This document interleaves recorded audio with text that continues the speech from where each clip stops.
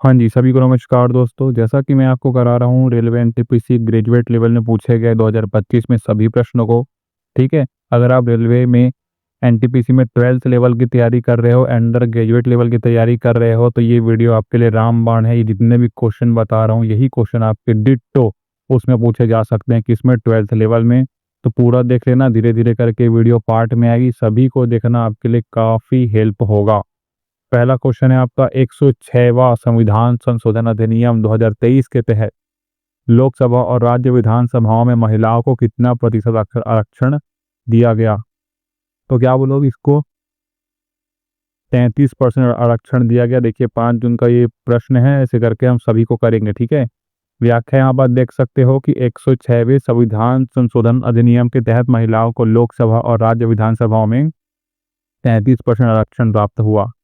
आई बात समझ में? चलिए अगला प्रश्न देखेंगे, क्या पूछा है कि which river is main source of Indus, यानी कि कौन सी नदी सिंधु का मुख्य स्रोत है? बताओ।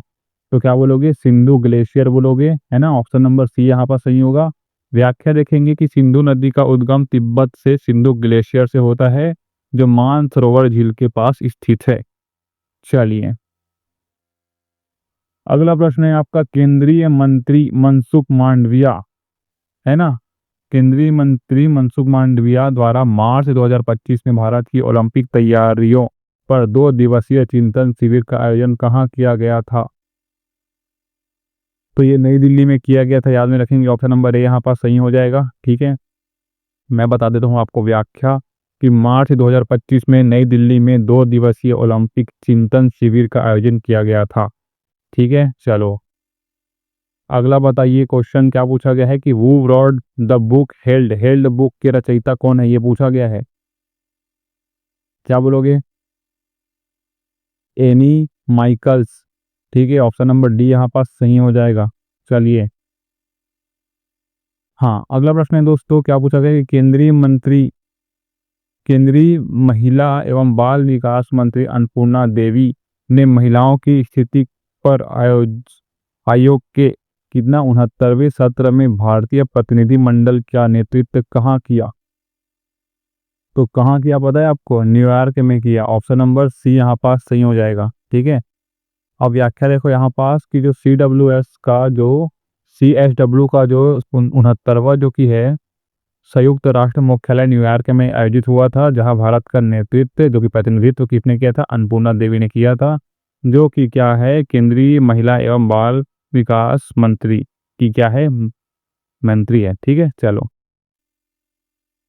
अगला बताइए भाई कि main function of CPU in computer, computer का मुख्य कार्य क्या है कंप्यूटर के अंदर? ये पूछा गया है। सीपीयू का मुख्य कार्य क्या है कंप्यूटर के अंतर्गत? तो ये क्या है? निर्देशों की व्याख्या और निष्पादन करता है, ठीक है? यहाँ पास यही ऑप्शन ठीक होगा। व्याख्या देख सकते हैं कि CPU central processing unit computer का मस्तिष्क होता है, जो सभी प्रक्रियाओं को नियंत्रित करता है, ठीक है, और निष्पादित करता है। चलिए अगला है the primary function of an operating system OS is, क्या है पूछ रहे? ठीक है, क्या बोलेंगे? तो हार्डवेयर और सॉफ्टवेयर के बीच इंटरफेस प्रदान करता है ये, ठीक है? व्याख्या में याद रखोगे क्या आप कि ओएस उपयोगकर्ता और हार्डवेयर के बीच एक इंटरफेस प्रदान करता है, जिसे सिस्टम सुचारू रूप से कार्य कर सके, ठीक है? चलिए अगला प्रश्न याद में क्या रखोगे आप कि भारत और चीन के बीच यात्री उड़ानें किस वर्ष निलंबित की गई? ये पूछा गया है 5 जून में, देख सकते हो आप, ठीक है? क्या बोलोगे? 2020 में की गई। व्याख्या याद रखोगे कोविड-19 महामारी के कारण 2020 में भारत और चीन के बीच यात्री उड़ानों को निलंबित कर दिया गया था, ठीक है? चलिए अगला प्रश्न बताइए, क्या हो जाएगा इसका आंसर? जनवरी 2025 के डाटा के अनुसार युवा स्किल डेवलपमेंट स्कीम के तहत कितने युवाओं को प्रशिक्षण दिया गया है? 5 जून का पूछा हुआ प्रश्न है, याद रखेंगे। 33 लाख युवाओं को प्रशिक्षण दिया गया। ऑप्शन नंबर डी यहाँ पर सही होगा। आंकड़ा एक बार आप सर्च भी कर सकते हैं, ठीक है? सरकार के अनुसार अब तक 33 लाख युवाओं को कौशल प्रशिक्षण प्रदान किया गया है, याद में रखेंगे। अगला प्रश्न क्या पूछा गया है कि which dance is performed by the lover of Bihar state, यानी कि बिहार राज्य के प्रेमी द्वारा कौन सा नृत्य किया जाता है? याद रखेंगे बहुत सारे किए जाते हैं, लेकिन ऑप्शन में जाट जातिन है तो ऑप्शन नंबर बी यहाँ पास सही हो जाएगा। ठीक है, व्याख्या में याद रखेंगे कि जाट जाटिन बिहार का प्रसिद्ध लोक नृत्य है जो विशेषकर प्रेमी और प्रेमिका की कथा पर आधारित होता है।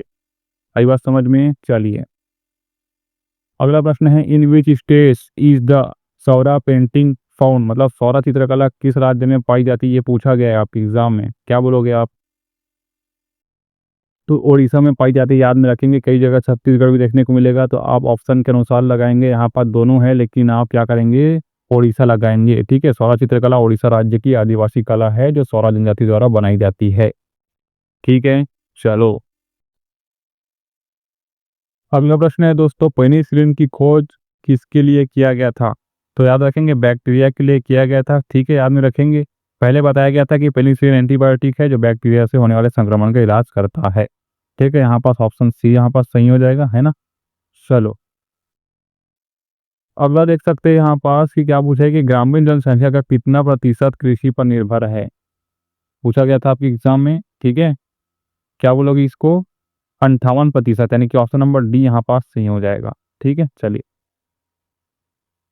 अगला है, क्या पूछा गया है कि what is the use of alt plus F2, इसका यूज क्या होता है कि ऑप्शन में सेव एज ऑप्शन। ठीक है, ऑप्शन नंबर ए यहाँ पास सही हो जाएगा। ठीक है ना। चल अगला प्रश्न है, मेंडलीफ की आवर्त सारणी किस आधार पर व्यवस्थित की गई?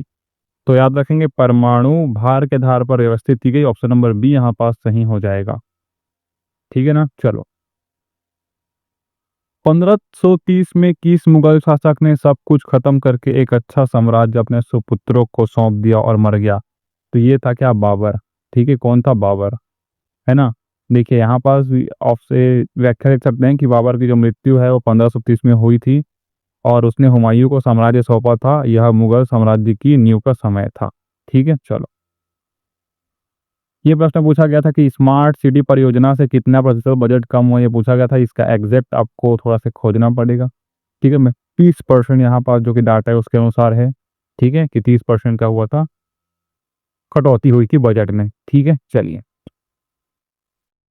एक प्रश्न है आपका, जल जीवन योजना द्वारा ग्रामीण कवरेज का कितना प्रतिशत हासिल किया गया, ये पूछा गया था, है ना।